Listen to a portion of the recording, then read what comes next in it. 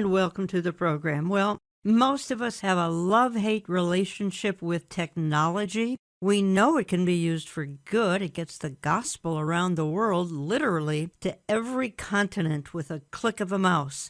At the same time, it has a dark side. It is addictive. The content can be dark, can even be demonic. Well, my guest for the hour, Nathan Jones of Lamb Lion Ministries, says social media saturates today's culture. Adults, as well as youth of America and the world for that matter, have their eyes constantly on the various devices that bring them news, information, and most of all, entertainment. Devices turn people inward, fulfilling the Apostle Paul's perilous times characteristic, lovers of self. Nathan goes on to say they term photos taken of themselves selfies. The minions of the Antichrist spirit are enabled, he says, to use the devices that have so captured the minds and hearts, particularly of the youth, to benefit their nefarious work in the high places they occupy. They can bend and shape opinion in concert with the leftist mainstream media. Thus we have a nation divided, but more importantly, a people,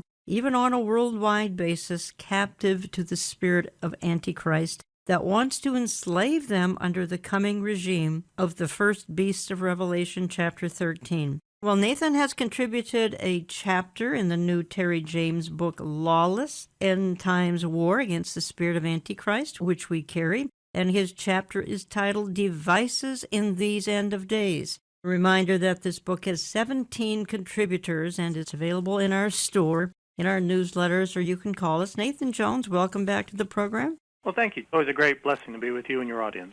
Listen, you love technology and utilize every aspect of it to spread the gospel. So I think we ought to state right up front that neither you nor I are anti-technology. We recognize its dark side. Oh, absolutely. I've been in technology for 20 years now. I'm the Internet Evangelist with Yes. Lamb Lion Ministries. But before that, I was in web development, design, and digital marketing. For 20 years, I've been championing the cause of Internet evangelism to churches and ministries. Until the COVID virus, a lot on deaf ears, people not realizing the opportunity that the Internet provides of reaching the world with the gospel. I'm very passionate about that, yes, but you're right. There's actually a very dark side to it, and Satan is using technology to continue to build this new Tower of Babel and work towards his one world kingdom. Yes, exactly. And I want to emphasize that technology, it keeps us informed, it keeps us connected to people we care about, but it offers the clickbaiters, the identity thieves, the cyber bullies, and what you bring out, Nathan, in the book and in your interviews is the young, as you've pointed out, and I think it's obvious to just about every listener, younger people become detached and they live only electronically. Ultimately, your point is this is setting the stage for the Antichrist, and I do want to talk about that in this hour. But let's just go back here for a minute to dealing with the young people because they've become detached. They live only electronically. And you even say that some young people are on the brink of a mental health crisis because of that. Explain what you mean. There's been no other generation in the past that has been subjected to as many distractions as millennials and Generation Zs of today. Generation Zs in particular have lived their entire lives never having known what life was like before being connected 24/7 to the Internet and their mobile devices. In my research for this chapter, I found Jean Twenge. She's a professor of psychology in San Diego State, and she labeled millennials and Gen Zs, and those are people born from 1980 and afterwards, as Generation Me or iGen or the distracted generation because they now have these devices that continually keep them distracted. Matter of fact, 90% of teachers that were surveyed said that it's creating a short attention span generation. They can't do their homework. They can't have critical thinking skills. It's created this terrible loneliness. I have children that are Generation Zs. In other words, they were born 1998 and later. For them and their friends, you see increasingly homebound. They're jobless. They're dislocated. They're lonely. They're falling into lethargy. They're physically weak. They're depressed. They're taking painkillers. And they're 35% more likely to commit suicide than previous generations. And socially, 44% of high school seniors as of 2015 haven't even been on a date before. As our generation gets more and more connected to their devices, which supposedly connect us with other people, they're actually being disconnected from society, and it's having great adverse effects on their psychology. Yeah, I want to build on that. It happens to be a clip of you in an interview. Some of these young people are ending up with no social skills. Their only interest is devices. When it comes to Bible prophecy, people tend to come to me for the technology aspect of it because I have 20 years in the field of internet evangelism Wow. as well as the technology Sure. side of it. So Terry approached me saying, well, we're all looking at different ways how Satan is trying to build this new world order. Could you approach from the technological side, particularly Sure. devices? And I'll just tell you straight up front, I think that all of technology is working towards reprogramming humanity to a new ethos and a new culture, which is Satan's, to build this new world order. And particularly they do it through digital media, particularly the cell phone. Okay. I'll tell you, when Terry approached me, I was at a restaurant, and I saw a family of about 20 people. They had put all these chairs Yes. together, and every single person on that table was on their cell phone. Not a person was talking to them. I sat there at my table, and I watched them eat. Nobody talked. I don't even know why they were at a restaurant together. It's become the only way that Gen Zs, when I talk Gen Zs, I talk about my children's generation. It's born 1998 to 2015. Okay. The millennials are 1980 to 97. And they have grown up with technology. They don't remember a day where they weren't hooked Sure. up to the internet Sure. in some way. So, as I began researching for this, you found out that Gen Z, my children's generation, spends 6.5 hours a day connected. They prefer to connect to people over social media rather than in person. So they are now isolated onto their devices. The end result is that we now have a generation that's the suicide rate has gone up 35% amongst our children. Devastating. They're isolated, they're lonely. 44% of seniors in high school now haven't even gone on a date. They don't know how to do it. I've watched my own children struggle socially with people because they'd rather talk to people over their devices. And the idea goes back to the Garden of Eden, where Satan used this 5-step strategy. He wanted to distract people away from God and what was important, then to focus on self, then to break people's relationships apart, and then divide humanity. And that's where we're at. But the idea is that once you divide them, they're easy to indoctrinate. And then you build this new world order, this new culture, and this new ethos, Right. which is secular humanism and it's postmodernism. And that's what's controlling the new generation today. Nathan, that was a very interesting clip that I just played of you. In your chapter, you look very carefully at the smartphone. Just about every listener right now has a smartphone. And you call it a mind-altering device, and I would agree with you, but every listener who has a smartphone, they're not looking at it as some kind of a mind-altering device. It's a convenience to them. That's all. They're out running around. They got to call somebody, and it's a tremendous convenience over the old landline phone, which, by the way, some of us still have. Why are you calling it a mind-altering device? Satan always has had this strategy, and as I explained in that clip there, it's a 5-part strategy. You can go back to read Genesis 3 and read how Satan tempts Adam and Eve, and it's fascinating because he's got a goal, he's got a purpose, and you can read about that in Isaiah 14, and that's where Satan says, I will ascend into heaven, I will exalt my throne above the stars of God, I will also sit on the mountain of the congregation on the farthest sides of the north, and I will ascend above the heights of the clouds, I will be like the Most High. So knowing what Satan's goal is to replace God and receive the worship that God has unto himself. He tried to overthrow God in heaven and got sent down to earth, and now confined to earth, he's trying to turn mankind away from God to worship himself. You can look at all of human history as Satan's attempt to get mankind to turn to him and worship him. And he did that through this 5-step strategy. He first distracted Adam and Eve. He said, well, shall you not eat of every tree of the garden? And it got Eve, particularly, who was in the conversation there, distracted with the things that they can never possess. And that's one thing that the smartphone technology does, is it continually distracts us. It continually shows us a different look, more stuff you can buy, great trips, a new world that you could have but can never really possess. And so it keeps us focused then on ourselves, which is his second step. And you can see in Satan in Genesis 3:4, so you will not surely die, for God knows that in day you eat of it, your eyes will be open, you will be like God, knowing good from evil. Eve then, instead of putting her focus on Adam and God, became inward-focused and self-focused. And then, of course, she ate the apple, and Adam willingly did, and that's his third step, to break people apart, break the relationship between man and woman apart, break the relationship between God and man apart, and even the animal kingdom. Animals had to be killed so there would be clothes for Adam and Eve and us today. So those relationships kept breaking apart. And you can see that Satan is always a divider, which is his fourth step. He's constantly trying to keep mankind broken apart and divided and fighting so they cannot unify and achieve the things that he wants to achieve, which again is the worship of self. His final step is to take all those disparaging, broken, conflicting relationships and then reprogram into a new ethos, a global religion, which is humanism, which we know in the tribulation will lead to eventually Satanism. and set up his kingdom where he is the center of worship. And during the tribulation time period ahead, he will achieve that. I want to play another clip because I'm kind of staying with the theme, at least for the opening few minutes, of what it's doing to teens and young adults. This is a real short clip from an online documentary called Plugged In. And again, folks, we're just sending out some warnings. If you have kids, grandkids, whatever, young people in your life, not that adults and even senior citizens aren't into technology. They are, big time. But it doesn't seem to be twisting the minds so much of adults as it is to young people. There's a new study out that's warning of the possible deadly consequences for teens using social media. Obviously, we know social media plays a role, but here we are in this day and time where you're almost not surprised that this is occurring. You know, I'm so glad that you brought this up, and I do see a connection between teen depression and social media in my practice. I mean, teen suicide has gone up a lot in the last 10 to 20 years. It's been basically a 50% increase in females under the age of 17 and a 30% increase in boys under the age of 17. Society has been gradually darkened by this scheme in which everyone is under surveillance all the time and everyone is under this mild version of behavior modification all the time. It's made people jittery and cranky. It's made teens especially depressed, which can be quite severe.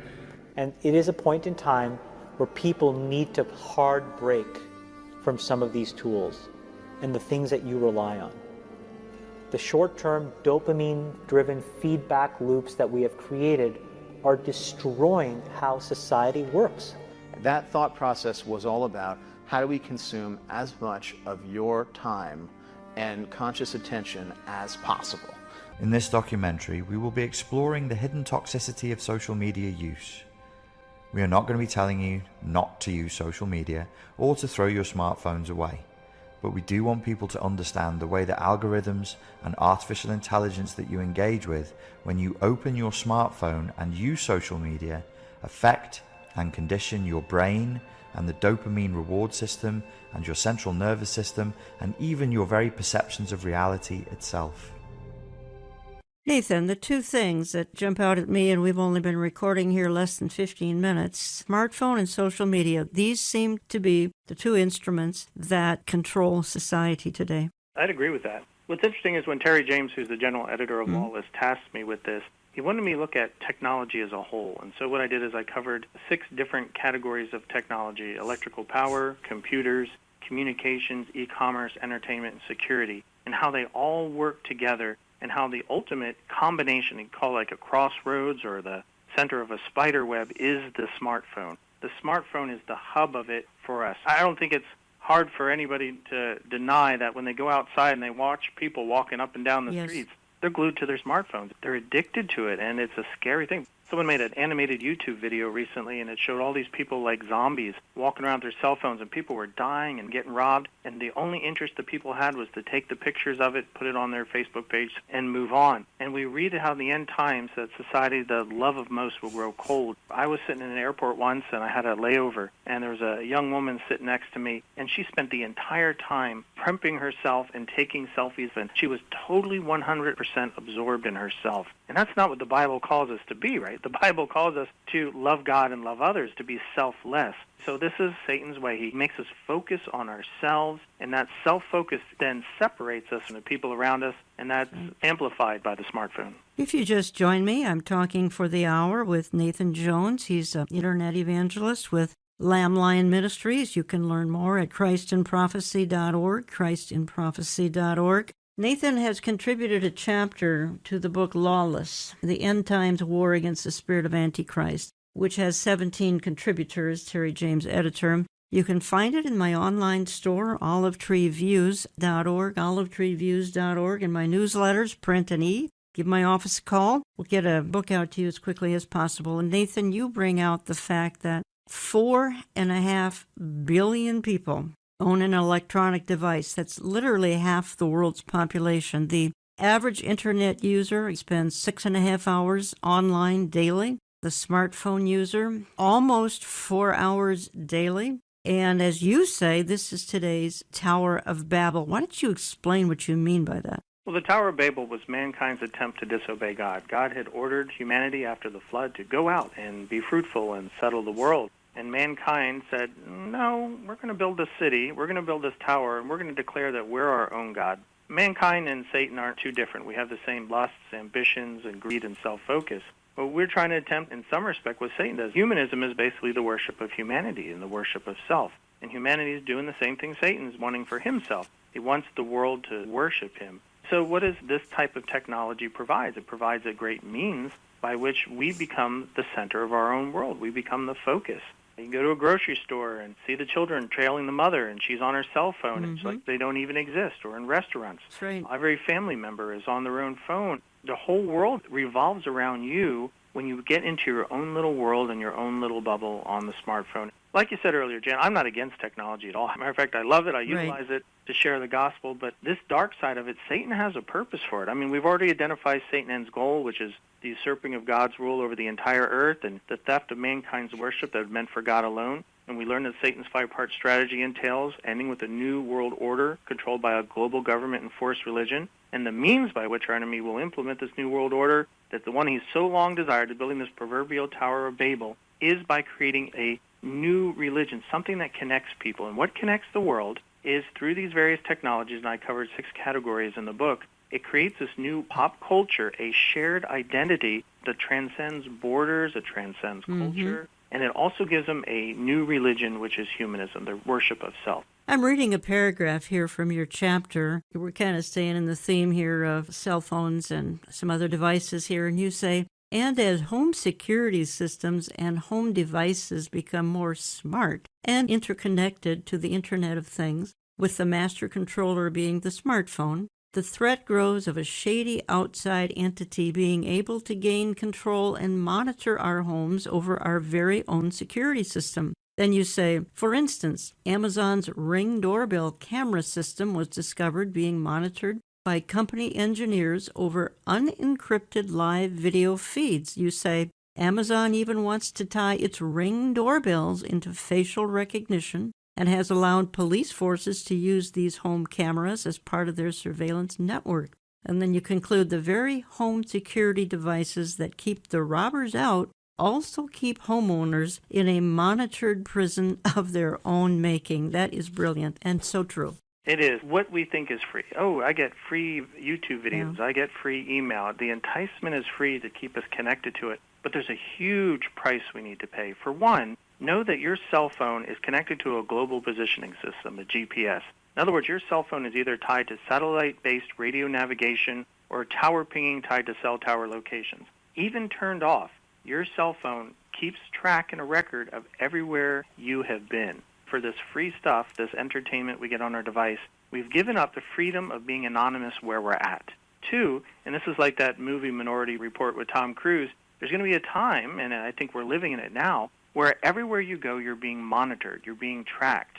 The purpose, they say, is, well, so you can give you advertisements or to tailor the Internet feel to your likes and dislikes. But we've seen already China create, which I believe, Jan, is the closest thing to the mark of the beast system that we have this side of the tribulation, is China's social credit score. China has millions of cameras in all their major cities watching and tracking people, and a computer algorithm then rates this person based on their actions and decides whether they're more loyal or less loyal to the government. It then gives them a rating, and then you get freedoms and rights based on your credit scores.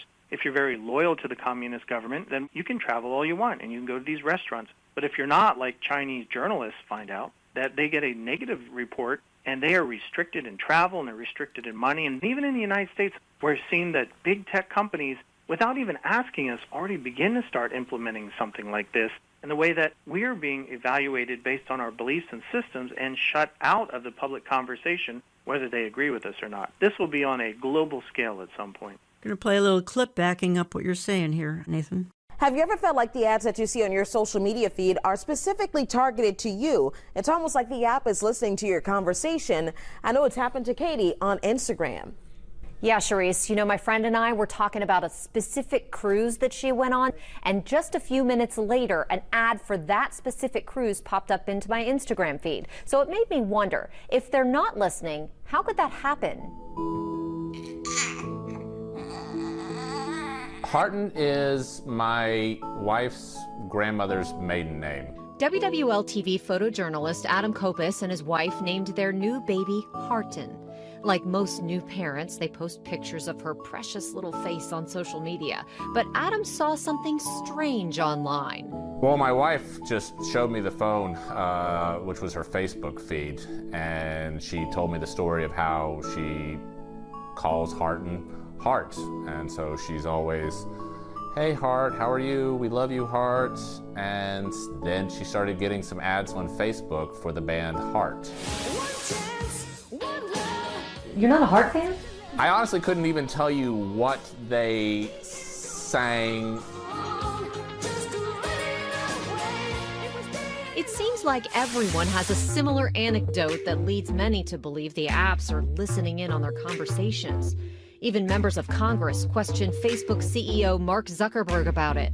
You're talking about this conspiracy theory that gets passed around that we listen to what's going on your microphone and use that for ads. Right. We don't do that. I wanted to test it out, so we started with Instagram. With my Instagram app open on my phone, Charisse and I started talking about all kinds of stuff.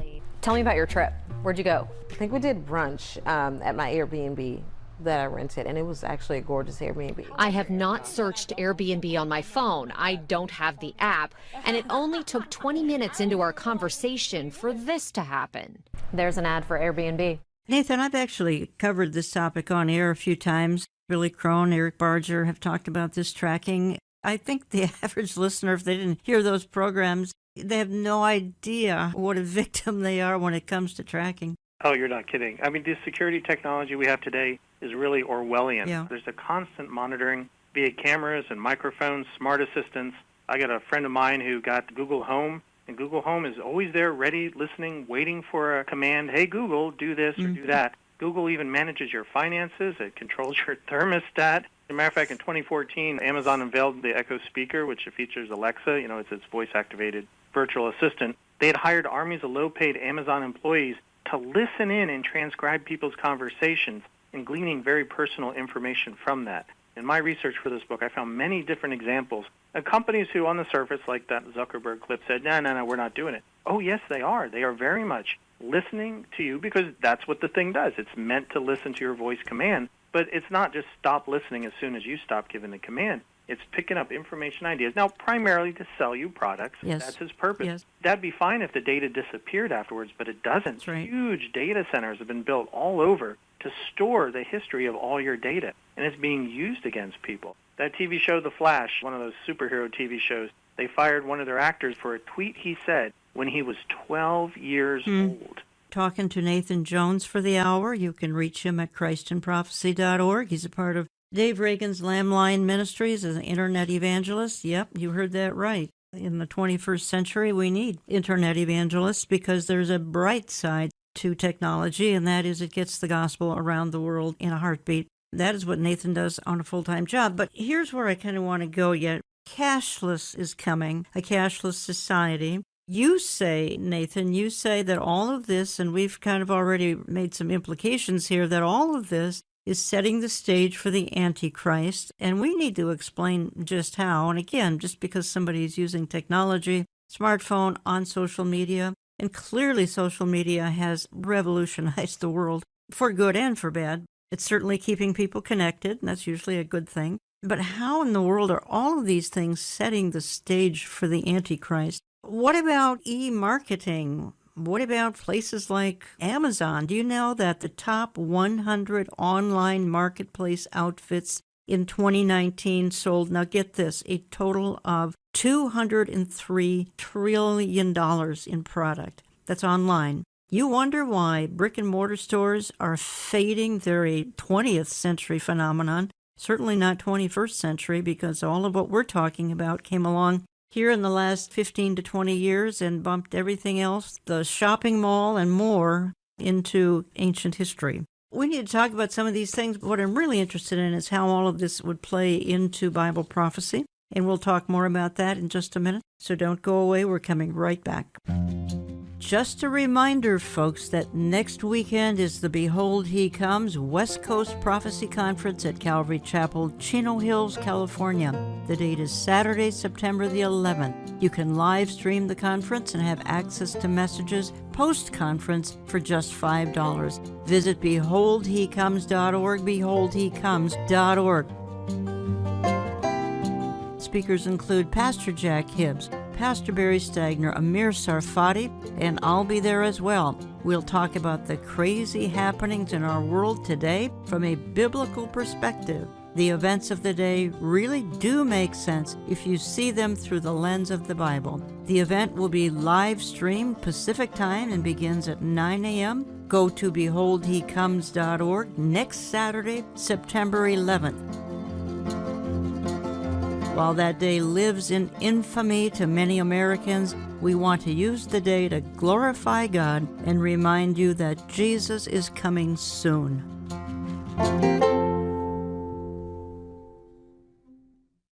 When Elias Brotberger goes to work, he doesn't need ID, and he doesn't need money.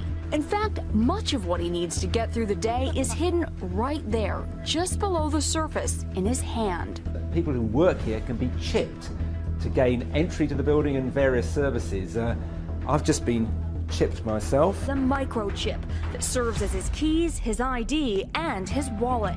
It's like a long grain of rice. This is bioglass, so it's very, very tough material. To be honest, you'd be more likely to break several bones in your hand than break this chip. In Sweden, the microchips are already here. The microchip implants use the same technology that's in contactless credit cards, which have made cash pretty much obsolete in Sweden. Welcome back. Quite frankly, cash is going to be obsolete everywhere within a year or two. I maintain everything will go digital. If you can't do commerce electronically, or certainly you're going to have a credit card, you're probably not going to be able to do commerce. So it's just kind of the new 21st century. My guest, Nathan Jones, says tech companies control the future of the human race. And that's what we are talking about for the hour, because he's written a chapter in the book Lawless End Times War Against the Spirit of Antichrist, which we carry in our online store, and olivetreeviews.org, views as in viewpoint. And his chapter is about technology and how it's being used, well, for good and for evil. Both of us are pro-technology, but we do recognize that it has, I guess you could call it, a dark side. Now, you may be asking, how about Olive Tree? What kind of technology are you folks into? We remain on Facebook for now, but maybe not forever because of their marginalization of Christians and conservatives. We're also on Instagram, on Gab, on YouTube, and Rumble. Nathan, this is not covered in your chapter, but give me your thoughts on the effort of big tech to silence conservatives and Christians, and now with an administration that's not friendly to conservatives and Christians. Where do you think the big tech silencing of us is going? Well, we know exactly where it's going. It's going to become like the country of China. Mm-hmm. The whole world is going in that direction, where you have a one-party government that controls all thought, all discussion, and it bans whatever it doesn't like, and it persecutes those it finds inconvenient, like the Christians and the Muslims in the country. That is exactly what the Antichrist kingdom is supposed to be like as well, a one-party, one-world ruler who controls all the conversation, and it's got to be about him in the end. It's interesting to see that Xi Jinping and some of these others, like Vladimir Putin and all, who as soon as they are elected to a position and then elected for life like Putin, then you've got this idea that they need to be worshipped. It goes to their head, just like Satan. So that's where I believe it's going. I don't think big tech is the controllers of the world, but they are pawns for Satan. Part of this whole discussion here that Satan's using technology to build a one-world culture and a one-world religion, and technology is convenient because you can flip people like switches off and on, and we're all dependent on it. Before the break, you'd mentioned about e-commerce. How simple it would be if you have a cashless society to shut off people's money. I have seen more stories just in the last few months, fellow ministries getting their banks and PayPal shutting them off because they don't agree with them ideologically. We're like, well, okay, you could lose social media. You could survive that. But having your banking system, what happens when the electrical grid decides that you are a conspiracy theorist and we need to shut your power off? This is the type of stuff that you read how Satan is working all of this economy up to this one world economic system, which you can read about in Revelation 13, where you cannot buy or sell unless you take his mark, his identity, his loyalty. That's the end goal of what we're seeing today. Because you say this is setting the stage for the Antichrist, and I think you just summed it up there in a paragraph, unless you want to embellish that at all. My goodness, the cashless society, the surveillance society. Surveillance alone is just staggering, and people have no idea. You can turn your cell phone off. You can do all sorts of things thinking that you're shutting it down, and it's still tracking you, and we dealt with that in the first half of the program. People have no idea of some of the dark things that some of this technology can do. Oh, absolutely. In the 6 categories of technology that I covered that then intersect into the smartphone, I began with electrical power. And do you realize, Jan, that we haven't really had electrical power in less than 200 years? In 1831, Michael Faraday, he created the electric dynamo. In 1800, Alessandro Volta made the voltaic pile. And eventually, we started being able not just to have networks of power, but portable power, battery power. President Biden said he wants to turn the entire federal fleet of vehicles to electric power. Well, how do you shut off people's ability to travel if you want? You give them electric cars and they're self-driving. I mean, for all these freedoms and conveniences, there's a huge price to be paid. I then went into the second category about computers, and really since the 1940s. Before that, the abacus was the only computer the world knew. Now, as of 2020, last year, the average person's owned 6.58 computer devices, adding up to nearly 50 billion devices operating worldwide. I was at a conference last year in Las Vegas, and the whole discussion was, where is artificial intelligence going? Billy Crone does an excellent series on that. We've talked about it in depth, and he's been on Christ and Prophecy about it. He was telling us about how these systems, now, not that they'll gain sentience, but the idea is that they control everything from behind the scenes till we reach this point called the singularity, the moment when civilization changes so much that its rules and technologies are incomprehensible to previous generations. It's called a point of no return in history. And then we've got communication tech. We've only had the Internet really since the 1960s, and the people using the Internet since 1991. Now we have 4.54 billion of the 7.77 billion people in the world are connected, and of those, 4.18 billion of them utilize mobile devices. When you said, Jan, earlier that we're building a Tower of Babel, we are. And the next phase of the Internet is called the Internet of Things. Every single device you own will be connected to the Internet. Your refrigerator will tell you when you're out of yogurt. Your car will call your cell phone and let you know a tire's low. Everything that you own will be connected to the Internet and give you conveniences, but at the same time also watch you like a bird in a cage. Yeah, the voting machine may be tied to the Internet as well, which does not bode well for future elections. Going back to e-commerce here just a moment, because let's face it, the richest man in the world, Jeff Bezos, because of his e-commerce brilliance. Again, malls are closing around the world. I gave the figure of $203 trillion sold in 2019 in online marketing. Probably the biggest change in my lifetime is to see shopping malls close. I never thought I'd see the day. I love to watch the YouTube channel called Retail Archaeology. And it's this gentleman who goes into malls that are abandoned, and it's like ghost towns. When I was growing up in the 80s, that was the thing to go. You went to the mall. In the heyday, there was about 3,000 malls. Now there's 1,200, and then once COVID hit, they're talking about maybe 800 malls closing. Obviously, demographic shift, the malls get dirty and old, but for the most part, it's a move to online shopping. Matter of fact, the Internet really in the 90s didn't take off until they were able to make online shopping and e-commerce a reality, to protect it with secure socket layer. And what it's created is a seismic shift in commerce that has transformed the world in the last few years.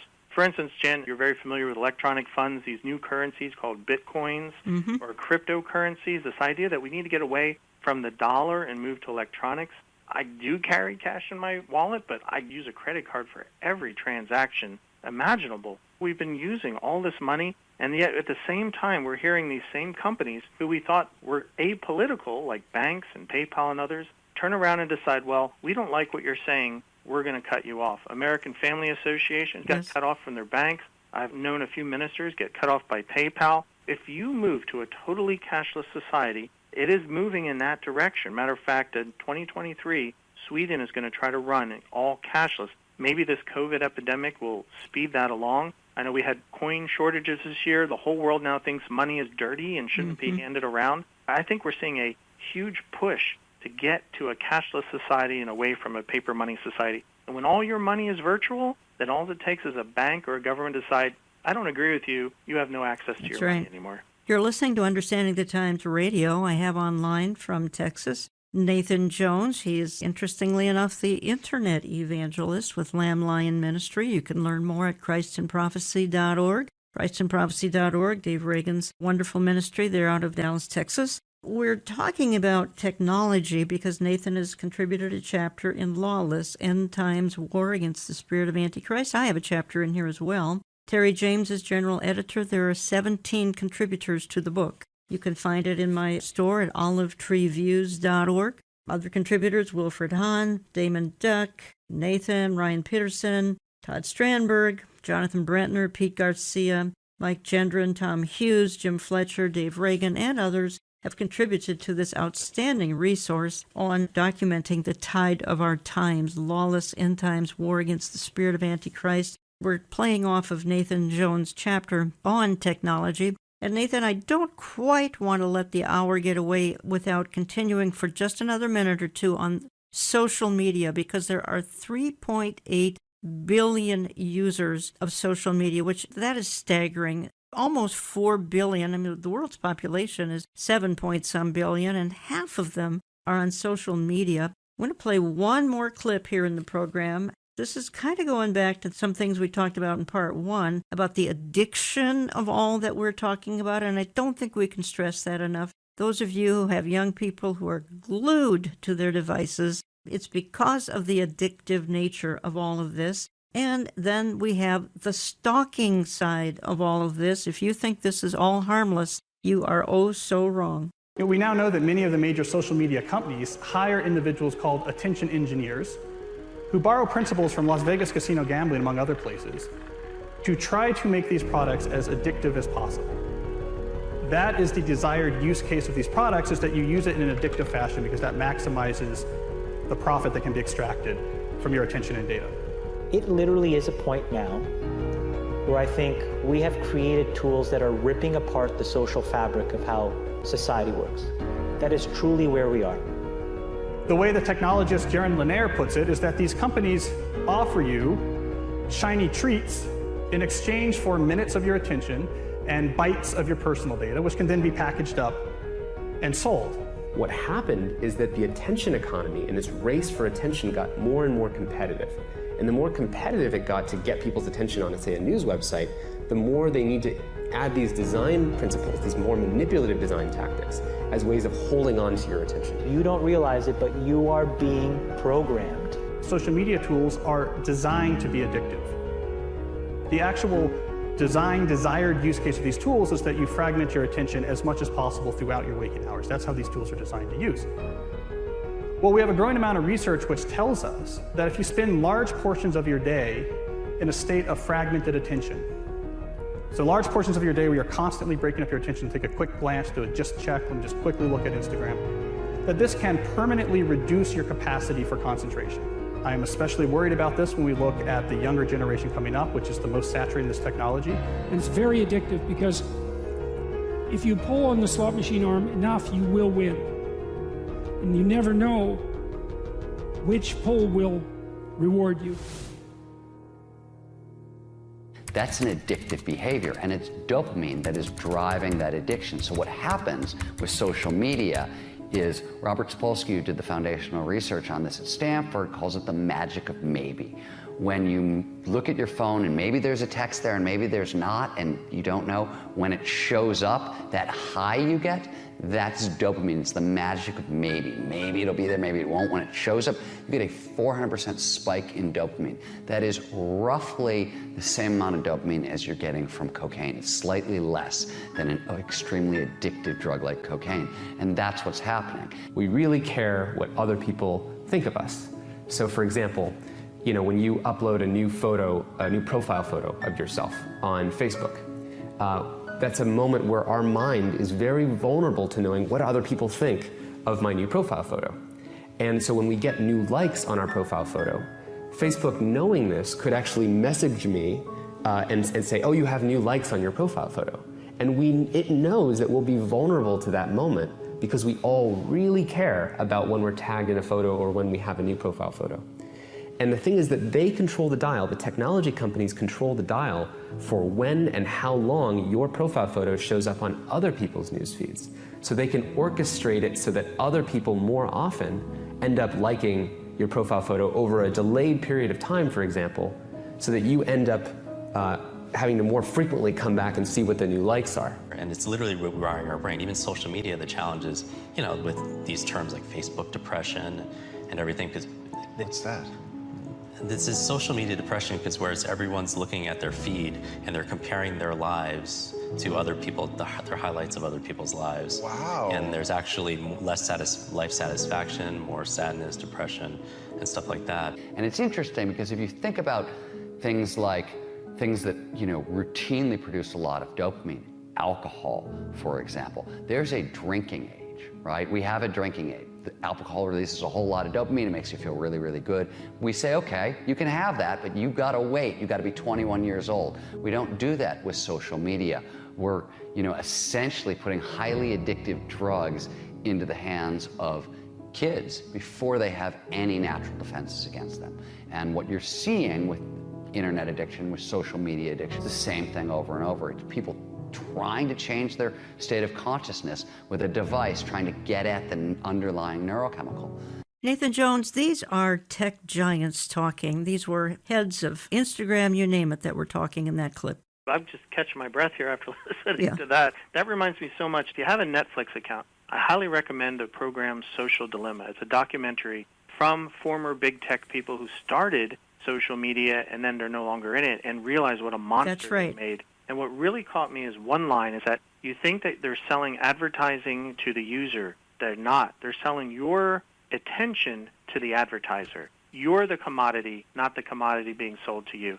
I tell you, Jen, that just blew my mind. We are like the Matrix. We're plugged in. We're the batteries running the Matrix. We're not the ones living in the Matrix. Social media users, almost 4 billion people, are tapped into some of the things that we're talking about here. I'm going back to the chapter in your book, talking to Nathan Jones from Lamb Lion Ministries, ChristandProphecy.org. And the book is in my online store. You can call my office. It's in our print at e-newsletter. Going back to the issue of entertainment, because I think this is so important here for the 21st century and all the things being tapped into. YouTube, 2 billion users of YouTube. I use it every day. As a matter of fact, I can be on it just 2 hours a day. It's in 80 different languages. It's owned by Google, of course. We post our radio programs to YouTube. But folks, it's a more visual form. All the videos we're playing, we show you. It's posted to our website under radio, the video form. So if you'd like to see, you'll remember a whole lot more if you see some of the things we show you. But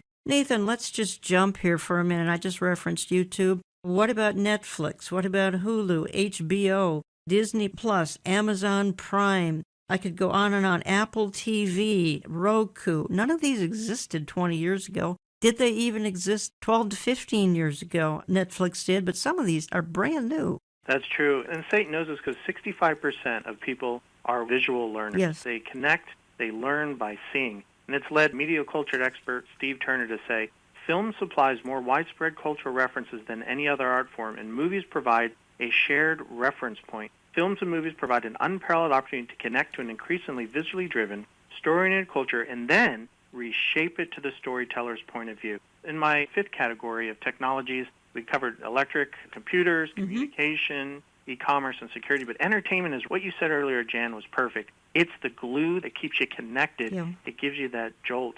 So we've got what's called short-form video, which is YouTube, more accessible, easy to make, and long-term, which is your traditional movies and documentaries and TV shows.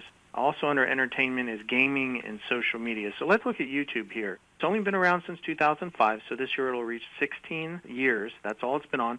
79% of Internet users have YouTube channels, and 90% of U.S. Internet users ages 18 to 44 access YouTube. I went to a webinar this week to see what the future of television and movies, since our ministry's in television, and it's going to serialized short television series like The Mandalorian. Movies might soon become a thing of the past because the movies are ending and they're going online and they're going streaming. Part of that isolation thing, you're not going to a group experience with hundreds of people, you know, in your home with yourself or maybe a few people or on your cell phone, which 50% of people are watching their video over cell phone. Really? Yes, you take it with you. And so this is what YouTube's doing. Now, it's amazing that 720,000 hours of video is uploaded every day to YouTube. That's equal to 29.15 petabytes of monthly traffic coming from video. You realize when you see these statistics that people are connected to YouTube like there's no other. They're increasingly connecting to their television and movies through these online streaming platforms, Crackle and Netflix and now Disney Plus and stuff like that.